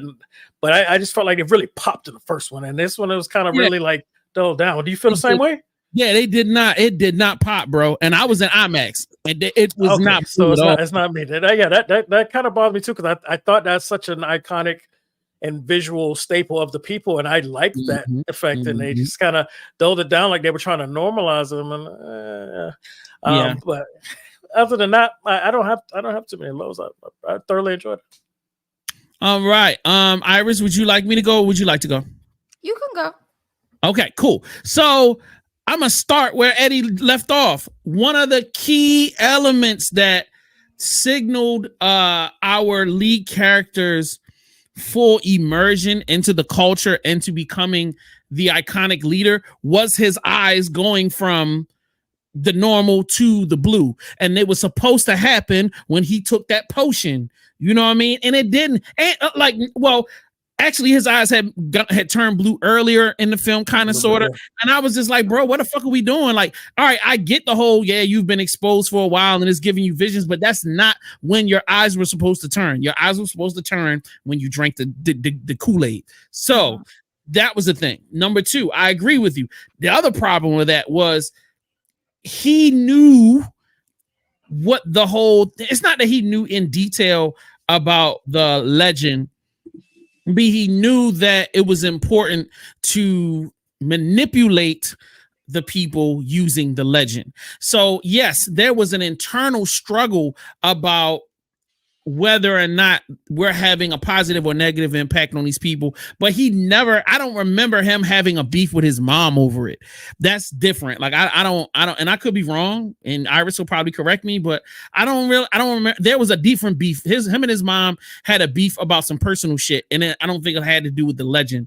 Number 3, I also felt like there was a beef between his first wife and about that whole situation, but she stood strong at the end. It wasn't no like, I'm out, man, F you. And I don't want to give away too much, but like there were so many little small things that I didn't like. Those little things kind of annoyed me. Once again, I would like it to be known for the record, I hate the casting choices. I love Zendaya. She is a beautiful woman. I don't like her for this film. I don't like the lead guy. Those two are the only 2 people I don't like for this film. They're too physically small. People were saying that he did a great job acting. No, he didn't, bro. He was a horrible actor. Like there were so many pivotal scenes when he's supposed to like exude confidence and he came off like a petulant child. You know what I'm saying? Even though he's trying to talk with his chest and he's trying to be tough. And I'm like, I'd be like, slap that little, if you don't get your little show ass out of here, nobody want to hear. Like he literally is like 5'2", 120. And it's literally thousands of big 300-pound dudes in there. And he come in, roar, and then like everybody's like, I'm like, somebody would sit your stupid ass down. Nobody asked you to do nothing. Like for real. Like, it wasn't convincing for me. Him getting on the thing and fighting to get on the worm. Like there were so many scenes where he's supposed to exude confidence and he's supposed to be a leader. Even when he's like giving out this dialogue, trying to come off like, you know what I mean? Like he's wise or he's got information. He comes because of his physical appearance and because of his soft pussy tone that he has. It's just, it's not selling. I mean, now I've said all of my lows. The highs, I loved it. Oh my God, the film was good. And it was a huge relief. You know what I mean? I think by the first 30 minutes, I had calmed down because I had so much anxiety over this is gonna be horrible. You're gonna ruin a part of my childhood. Yes, they did ruin a part of my childhood. Yes, there are certain things that are just unredeemable, but the pacing was great. They did get to the story. Yes, you know what I mean? I finally got to see the story that I had been waiting to see. I feel like there was so much. So to kind of give people more information, what we saw between film 1 and film 2 is literally all of Dune, the first Dune film.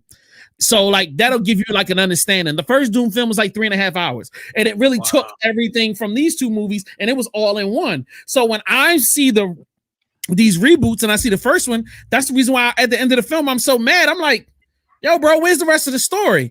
You know what I'm saying? Where's the rest of this beginning part? Because if you really want to get into it, it's like 6 Dune books. So like, even when you look at the first original Dune film with as much ground as they covered, there was still supposed to be so much more to come after it. So getting into part 2 of Dune in this current time period, we finally get to, you know, the two cousins going at each other that are Harkonnens. You finally get to see you know what I'm saying, Usul come into his position and him doing what he's supposed to do. You know what I mean? You see the mom, that's crazy because even the first film either takes it a step further because by the end of the original Dune film, the daughter is born. So like, you know what I mean? It goes a little bit farther than that, but you get to see this play out.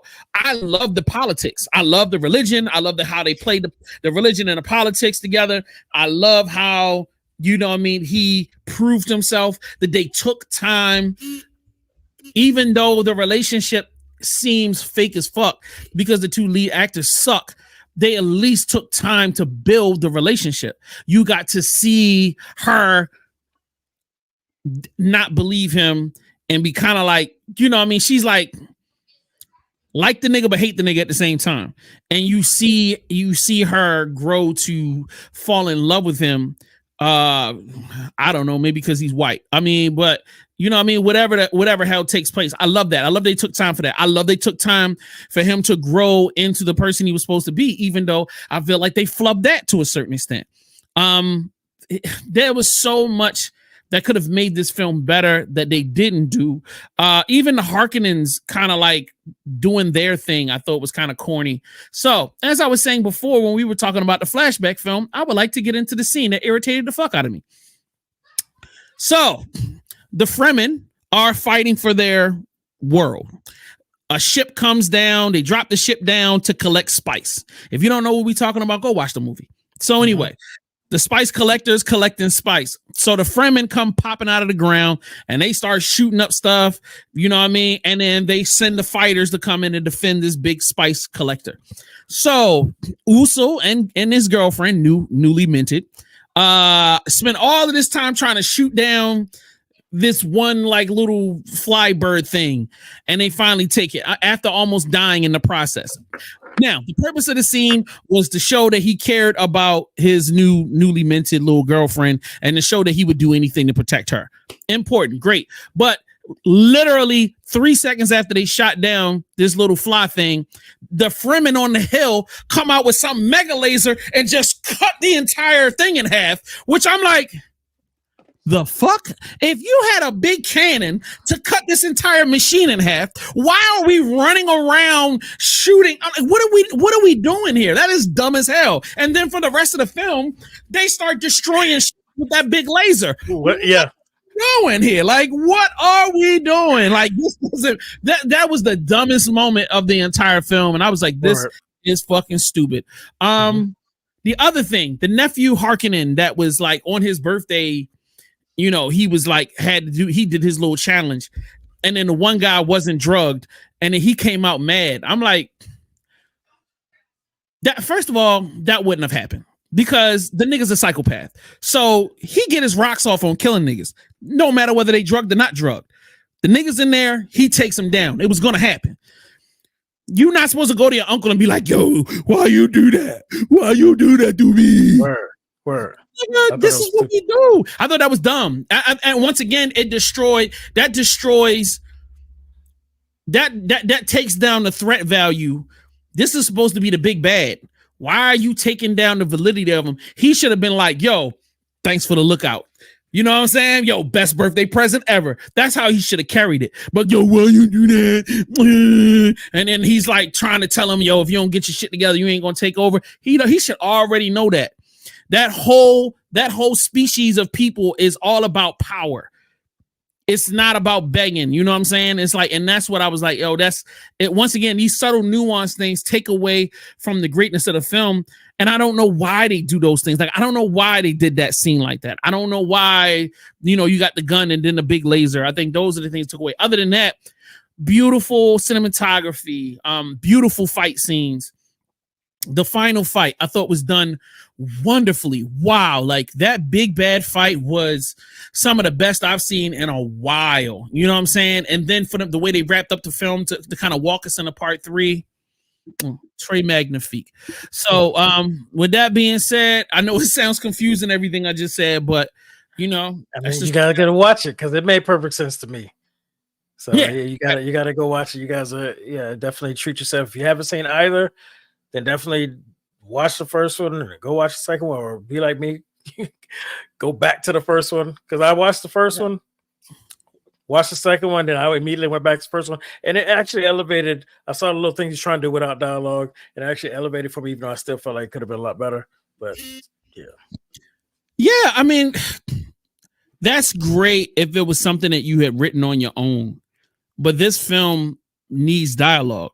There's a lot of character development. There's a lot going on. And any other film, I probably would have been right there with you if you wanted to do something without talking. But this film needed, you know what I mean, certain conversations to happen, certain turns to happen, so that we can understand the geopolitics of it. I mean, there's so much politics involved in this film. I think they did a good job kind of muddling us through and getting us connected to the scar, the connective tissue of what's supposed to happen next, and leaving, but also leaving a little bit of mystery. But like, I also think they did a pretty good job with that. So like, let's kind of rate this, because Iris kind of dropped out. I don't know where she went, and I don't want to hold up everything. Yeah, let's get moving. Yeah. So, where do you want to go from here? So let's ask: is it a classic? Is it a good watch? Is it catch on streaming? Is it not doing for me? Is it a or if you ever do this, show me this ever again, I will. You all right, sir? What are you giving it? So I'm actually gonna give it a good watch. I thoroughly enjoyed it. Yeah, I'm gonna have to go with a good watch as well. And let me tell you why. This film was so good, it made me appreciate the first one more. Exactly. It's way better than the first, but it also adds credence to the first. So that's a mark of a really good film. It's not a classic because if you just listen to everything I just said, there's so many holes and there's so many problems that need to be done. So it can't cross the threshold. Yeah. But for this time period, this is good enough for this time period, man, for your kids. I mean, I know it's going to be a bunch of young kids. It's going to be like, this is the greatest movie that was ever created. That's because y'all don't know nothing about movie making. But like, I'm going to let y'all ride with that, man. Good film. Are you, does this actually make you excited to see the third one? Yes. I actually, the way it ended, I felt way more, well, I forgot, I can't think of the word, but I definitely felt like I got to a good place with this, and I am now anxious to see the next stage. Word. Now, what did you think about the graphics and the creation of the worms, like how, and even how like the worm rides and all of that? Because that was probably their biggest effect for the entire film. Like, how do you feel like they did with that? I thought it was done clean, and I thought it was done. It looked like, when they showed the hooks getting into, they riding, it was all prosthetic. They didn't try and CG everything, which I think gave it a little level of some realness. And I thought it was balanced between CG and practical effects. Pretty good. I thought it was well done. Okay. Well, that's it, ladies and gentlemen. Drop your comments in the comment section below, and we will be back. We're actually about to hit trailer previews right now.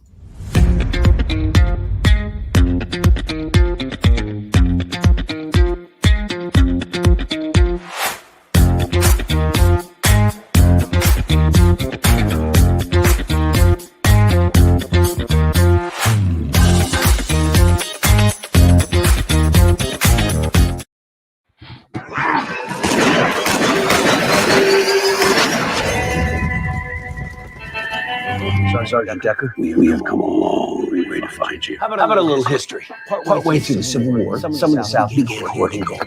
Rumors about the gold is true. Some years later, I was sent on a mission to retrieve it with your father, and then he disappeared.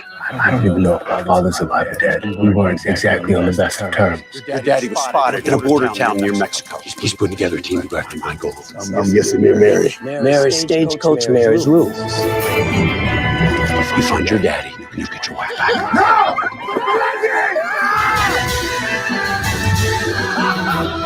Hey, I'm gonna shoot your own son. Rumor has it you're planning a job. I need in. You ever hear Butch Cassidy and the Sundance Kid? I'm talking about the white boy bank robbers. Ladies and gentlemen, raise your hands slow. Butch and Sundance had two Negroes working with them, including a big white fella, wide and black, in cahoots with each other. Whatever you two geniuses scheming to count me in.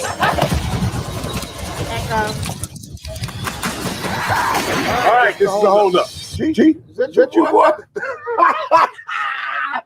Ain't he got a sense of humor though?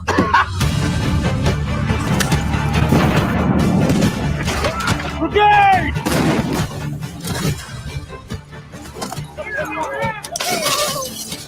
Like it or not, we're all Americans now.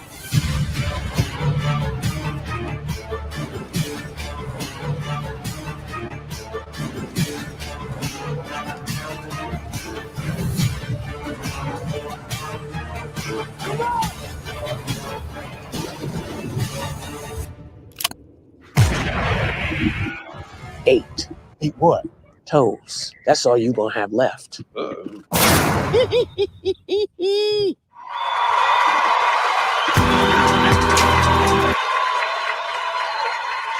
Oh Lord Jesus, that movie's gonna be horrible. You never know. It might surprise us. Like my system surprised me by dropping. It might, but it's not looking good. Yeah, right. That's what's up. I mean, it's been a minute since Whoopi's really been in anything. So, I mean, something had to have swayed her to be like, you know what? I'm going to be in this one. I mean, I'm trying to be optimistic here, guys. Got you. I'm sorry. Let me shut the fuck up. Yeah, you're right. Right. You know, Yeah, you man. never know. You never know. No, maybe the trailer isn't doing it justice. Yeah, they need to fire whoever was cutting this goddamn whoever cut that trailer. They need to fire that nigga and never give him a job again. Eddie, what you think? Yeah, I didn't like the way it was pieced together. It didn't excite me, and then for some reason, even though I know cinematography, they're trying to give you a nice glow, but it kind of took me out of the whole Western feel. It seemed a little too shiny, too. And there was some problems with the audio. I just saw like some subpar acting. I mean, it was just so many. There was so many things so many problems I could see right out the gate, like in the first 3 minutes, within the first 30 seconds. I'm like, oh, man, this is horrible. So like, you know what I mean? And especially when you put from the director of and I'm like, bro, these were legendary films. And then now you showing me this Hockamamie bullshit. Yeah, I'm not with it. So anyway, let's move right along. I'm hoping that this black film does 200 million. Okay. All right, let me stop lying. I can't. I'm not good at lying. Let's move on. How did you? It's called The Idea of You trailer. Guys, we need to know the story. We met at Coachella. Hi. Hi. This is your trailer? Yeah, I'm in the band. We're performing on the main stage. August Moon? Yeah. I met someone tonight. I feel a little inspired. This one's called Closer. Someone to get closer to you, girl. Celine, we need you up front. Okay. Like now. I don't know if you remember me, but we met in Coachella. Yes, I remember you. Well, I desperately need some artwork. Why don't we start in the back? I like these. Ah, fantastic. This piece is from my friend Sarah. What's it called? Unclose Me. What do you feel when you look at it? Everything.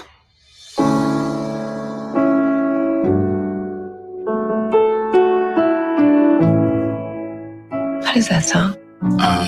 It's nothing, really. I like it. Yeah? Yeah. I'm too old for you.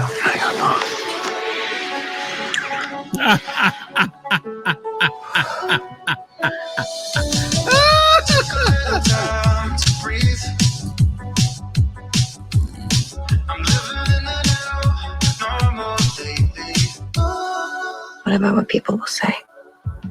I don't care what they say. We're gonna dance before we walk up the moon and around the pocket. We're gonna dance before we walk. What you gonna do? What you gonna do? I didn't know my being happy would piss so many people off. Did I not warn you? People hate happy women.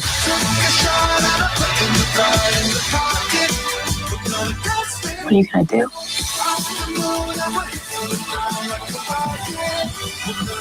Before we walk. You dress? No.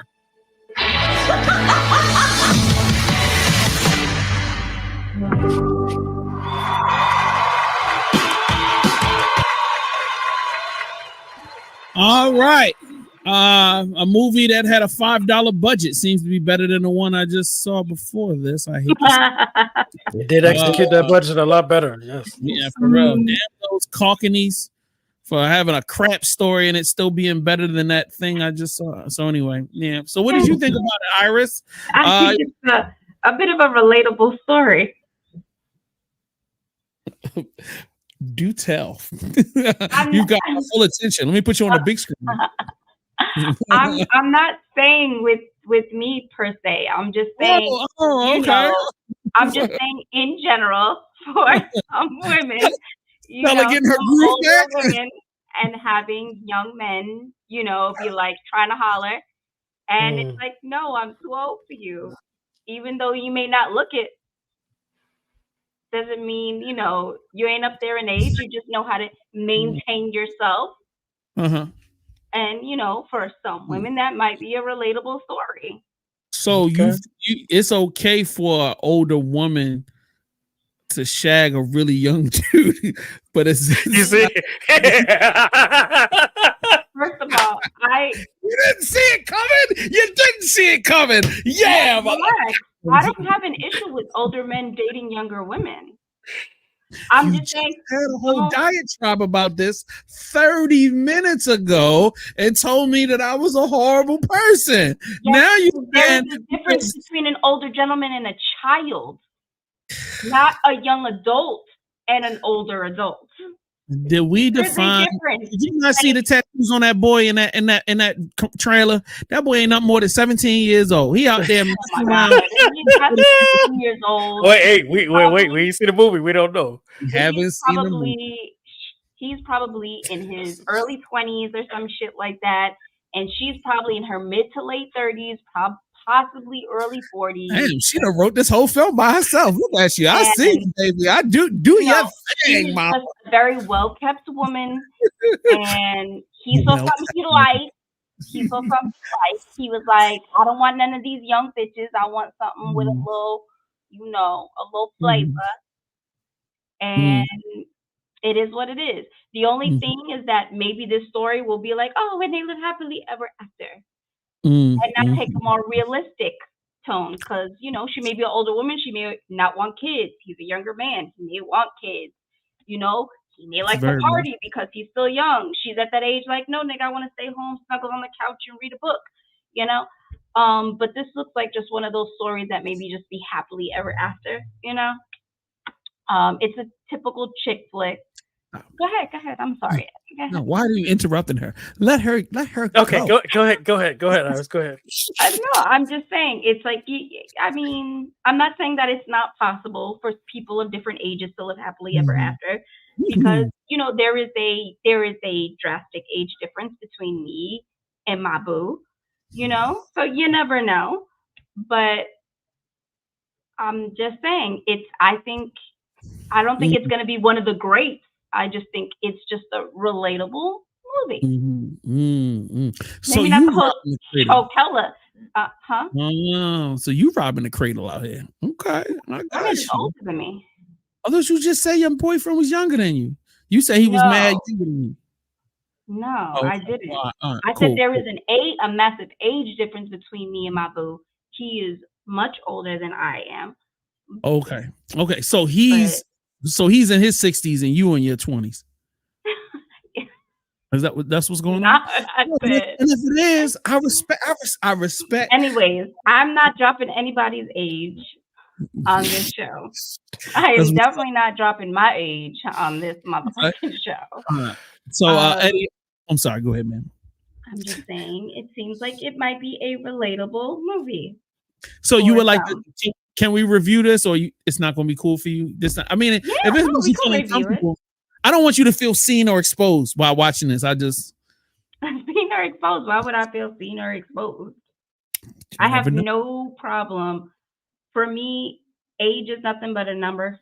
Two people who fall in love, they fall in love. I'm just saying there is a statute of limitation. There is a limit. People, go in the comments, people, and see how people flip-flop on this show. That's all I want people to do. I'm not flip-flopping. No, I'm just saying, you know, you can't be a grown-ass man trying to holler at a 15-year-old. Go ahead, Eddie. Like, come on. No, it's inappropriate. Or anything even younger than that. Please, go ahead, Eddie. I'm going to stop talking. Okay. JS, what's the next trailer? I thought you had something to add because you kept going like this, like, wait, I got something to add. I've been trying to move on. Because Oh God, it's called Sing Sing, and it's from A24. To die, to sleep, to dream. This is a clemency hearing for your conviction, 25 to life. Since you've been in custody, you've been involved in the theater program. Gentlemen, let's go. It's been a program that was established to help people get more in touch with their feelings and truly get some rehabilitation. I am Gladiator Goliath. I am Spartacus. I'm Prince Hamlet of Denmark. And it's turned into something of, I don't know, wonderful. What part do you play? From time to time I do act, like we all do. So are you acting at all during this interview?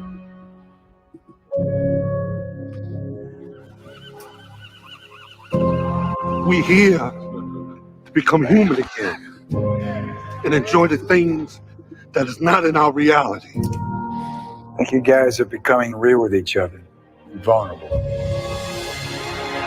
Listen, I already know what you're doing, know who you are, what you about, bro. What? You don't get to tell me what I need in prison. You don't get to do that. And don't bring me in those dark corners no more. The world expects brothers like you and I to walk in with our heads held down. Nah, what you gotta walk in like a king. Everything is yours. I'm divine now. Yeah. This is my theater. Now give me some love, give me some love. Go to your most perfect spot. Do you hear anything? Are you with somebody? Are you outside? Hold that feeling.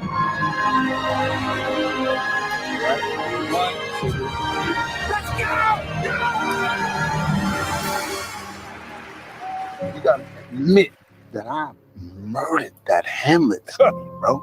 Shakespeare is in his grave right now. He rolled over. You did your thing, beloved.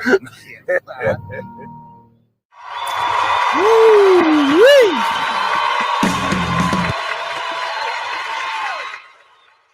God damn. A2, who the fuck owns A24, bro? Who the fuck owns A24? Yo, they keep knocking shit out the park so effortlessly. And like, it's like any fucking script. It's like all of the good scripts that nobody wanted to make.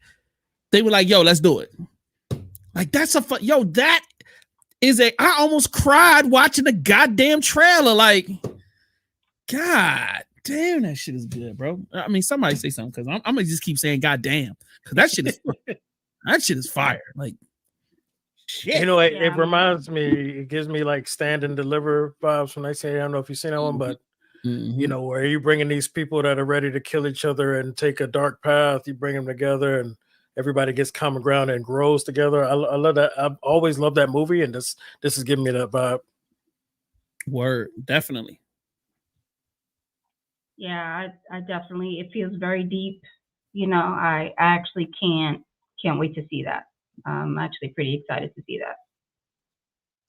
Whoo, man, just knowing that, and I feel like it's such a unique take on a prison film. Word. You know what I'm saying? I've never seen or even contemplated somebody doing a film of this type. You know what I mean? Like, to where you're humanizing criminals. You know, and normally that's not the case. Normally it's like, let's just show how these guys are monsters or whatever. So like, I love that. There's so many layers and levels to what we just saw. I mean, like hey guys, posse people, this is a good trailer. You guys should possibly take some cues. Maybe if A24 got with our guy, Mario Van Peebles, maybe it could have saved that film. But you know what? I'm still problem solving for other people. Let's just move right along to our last trailer for tonight so we can get out of here. It's Apple Plus's Sugar.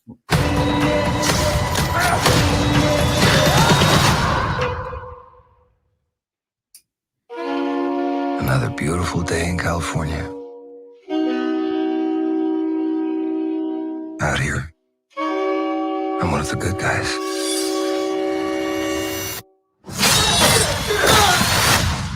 But good and bad can be in the eye of the beholder. All the leaves are brown John Sugar, and the sky is gray. I'm a private investigator. They told me that you do one thing and one thing only. You find the missing. His granddaughter. She's missing. Sugar, I don't like this case for you. And I begin to pray. Who are you, buddy? Are you following me, John Sugar? I need your help. There's more to you than meets the eye. Is there? You have secrets. I can't stop. She's out there somewhere. California dreaming. These people, they're lying. I just can't figure out why. You're wasting your time and my father's money. That's someone I wasn't supposed to find. That's someone you're protecting. They need you to stop looking. Who's they? There's someone keeping an eye on me. She was really scared. Scared of what?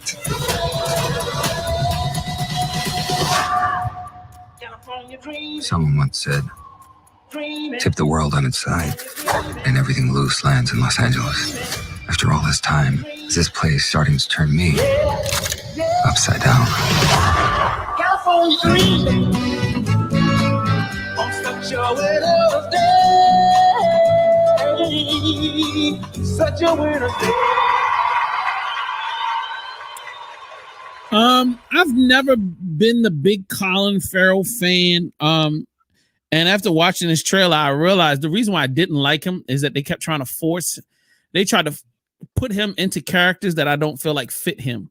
And they were trying to make him into some like action star. And I don't feel like that was his, I don't feel like he fit in that space. Like seeing him in this, I'm like, yo, I like him in this. I like the way they dressed him.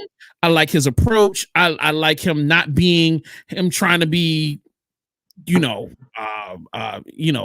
Schwarzenegger. I like him being an investigator. I like this. I like the direction of this way more. Colin Farrell, good job. You know what I mean? I like that. And whoever worked with him, I think that's a good job. Once again, another film that doesn't have a huge, gigantic budget, but got great cinematography.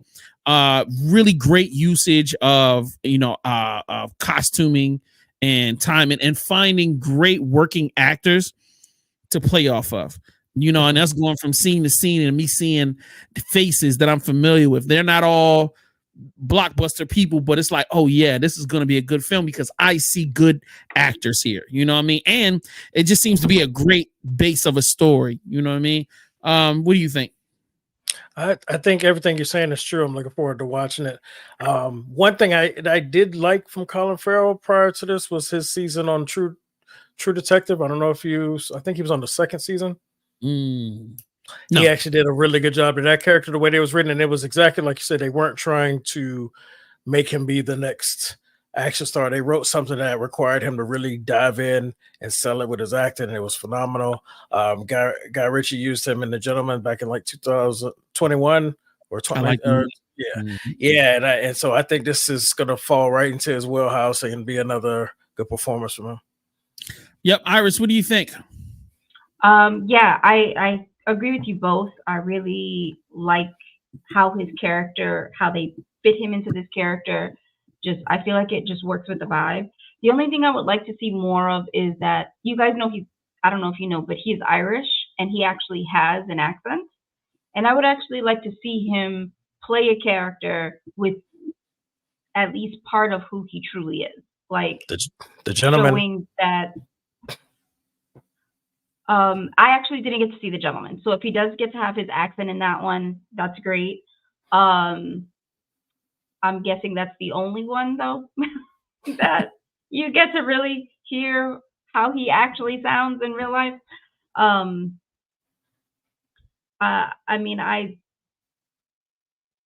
I'm a big person that sometimes I don't really like when they really try to Americanize certain actors. Like, hey, you would be really great in this role, but I need you to sound more American. I can't have you sounding like you.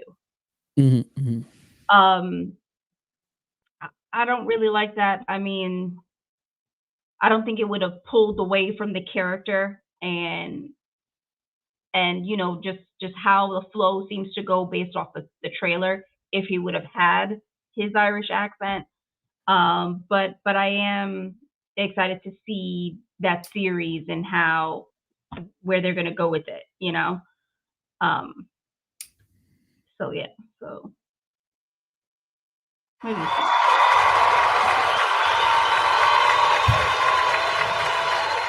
So that's our show, ladies and gentlemen. Thank you for rocking with us. If you got, once again, you got the comment section, drop those comments down there.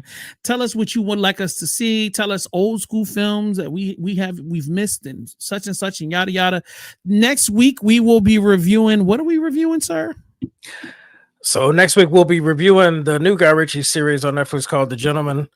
And then our throwback film will be Rock and Roller, which is also a Guy Ritchie film from 2008. And both films are chock full of accents. So Iris will be like in heaven. Yeah. So you know what I mean? We do it for you, baby girl, because you're the queen. Okay. Don't forget that. You are the fucking boss. You know what I mean? So we will. You are the boss. All right. We'll check you guys out. While you're looking at the message that I just said, I just want to shout out everybody, the Dad Panther, Iris, for jumping back in. We appreciate you.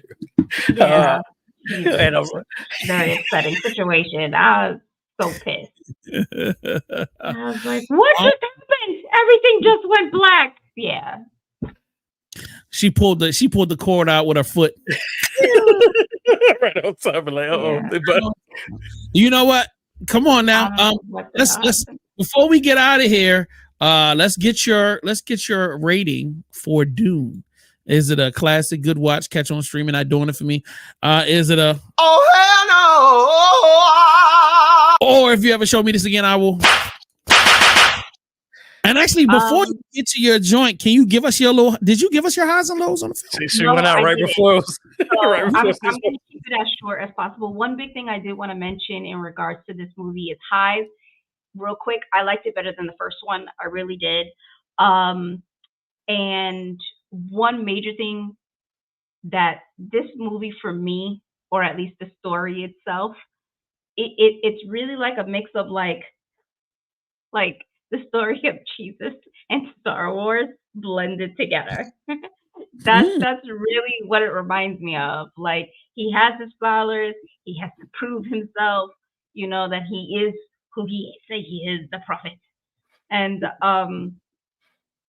then of course, okay, no, but this will be a spoiler, so I won't say it out loud, but on why I feel like it's like Star Warsy at the same time. They said Star Wars stole their mojo from these books. That's a fact. So there we go. Man, look at the spice trade. Yeah.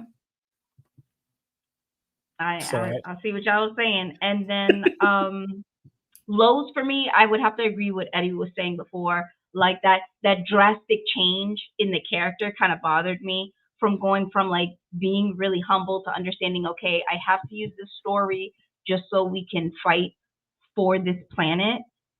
But I'm really not okay with it, and I'm not trying to be like the king. To like, I saw a vision, and there's only one way for me to go for there to be peace, and that's for me to be king. Like, that was like a drastic change for me. I never read the books, so I cannot comment in regards to the books. And I didn't watch the originals. Okay. I didn't see any of them. So I can only base how I'm feeling off of, what Hollywood is giving us now. I'm going to see about taking the time to actually see the originals that were made. But I would say my biggest low was that drastic change in our character. It was just weird for me. And I would also agree with what Jaywin says. Like, I love Timothy and I love Zendaya, but I just feel like their characters don't fit with what I would expect our lead characters to be. Right. Like what I'm expecting, even though I've never read the books or seen the original movies, I just feel like they don't fit with what I was expecting. And I feel like you're right. Timothy is way too skinny to be trying to play this like, oh, I am man. Like, no, sit your scrawny ass down. Like, shut the fuck up. Like, nah. Not that he is not a good actor. I just feel like he was not well casted for this particular role. Mm-hmm. You know, and he still looks like this little boy child to me. Like, you look at him and he has such a baby face that he doesn't look like a man. Right. You know, which is like, you know, great for you. You got good genes. You'll hopefully stay looking youthful for a little while, you know, because you have such a baby face. Kudos. But it just, I don't know. I just feel like he doesn't fit for this character on what I'm expecting to see. Word. So, and you said your rating was what? Oh, and I'm rating it as it's a good watch. It's a good watch. Okay. All right. I like your style. All righty then. Ladies and gentlemen, hit the comment section and tell us how you feel about that film. And we'll check you guys out next week. It is Real Reviews out. Peace.